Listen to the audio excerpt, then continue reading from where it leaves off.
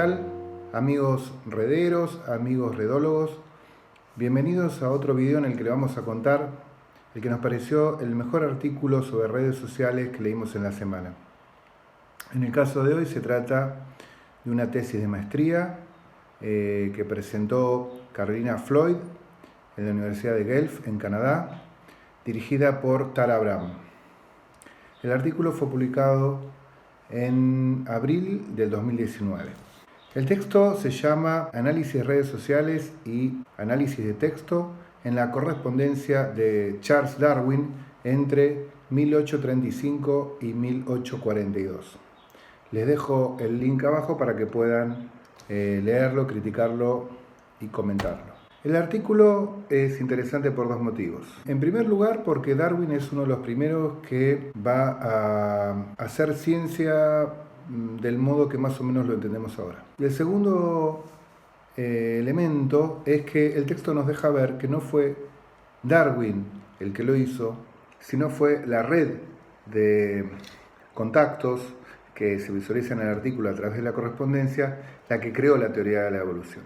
Lo vamos a ver ahora con un poquito más de detalle. Sabemos que Darwin es, junto con Wallace, uno de los autores, entre comillas, de la teoría de la evolución. Se dice que inclusive apuró la publicación de su tesis cuando se enteró que Wallace ya la tenía lista. El momento clave del descubrimiento de Darwin es el viaje que hizo junto al capitán Fitzroy, acompañándolo, en el Beagle en el año 1831. Fue un viaje que duró 5 años y del que publicó un diario, luego 2 años después de su regreso, pero sobre el que también sabemos las opiniones de otros autores, de cartas, diarios y demás que escribieron sobre ese viaje y que nos permiten ver a Darwin en tercera persona. Al llegar Darwin rápidamente ascendió dentro de la élite científica inglesa, pero al mismo tiempo descendió en la consideración de algunos de estos autores, y es sabido que Darwin fue muy proclive a desconocer la importancia de las personas que colaboraban con él. La tesis entonces trabaja sobre la red de colaboradores de Darwin en el periodo en el que supuestamente él construyó su teoría, que como veremos fue él en realidad un co-constructor junto con otros autores que vamos a ver ahora. Pero vayamos un poquito al paper. El mismo se basa en una base de datos que, bueno, ahora acá abajo también van a poder ver el link, en el que se encuentran aproximadamente 15.000 cartas de Darwin. Ya se llevan publicados 25 volúmenes de cartas de Darwin y todavía quedan algunas miles por publicar. Lo que sabemos es que Darwin utilizó una extensa red de colaboradores que lo proveyeron de sus ideas sobre geología, sobre biología, sobre la importancia, por ejemplo, de los volcanes, que le permitieron contar con nuevas piezas, que lo proveyeron de piezas, porque finalmente el volumen aportado por Darwin supera la capacidad de una persona de lograrlo. Lo que hizo la autora fue clasificar a las personas con las que se carteaba Darwin en 3 grupos. Por un lado, los científicos de la época, de alguna manera en aquella época llamados naturalistas o caballeros naturalistas, el intercambio con familiares y por último lo que la autora llama las figuras ocultas, que fueron personas generalmente de clase baja, especialmente agricultores, que compartían con Darwin la experiencia cotidiana de ellos con su trabajo. La autora trabajó con una cantidad de aproximadamente 300 cartas.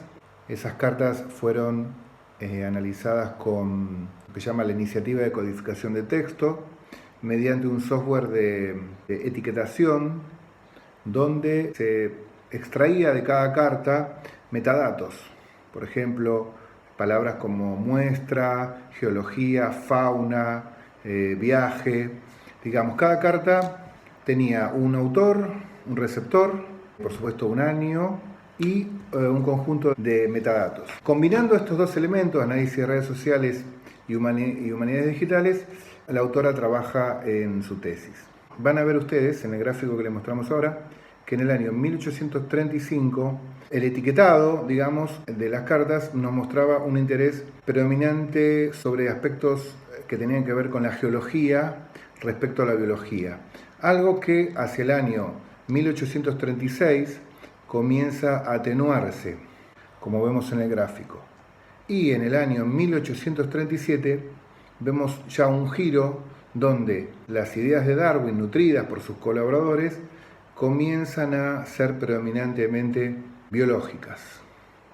Algo parecido aparece con la palabra transmutación, que empieza a ser reemplazada por la palabra evolución.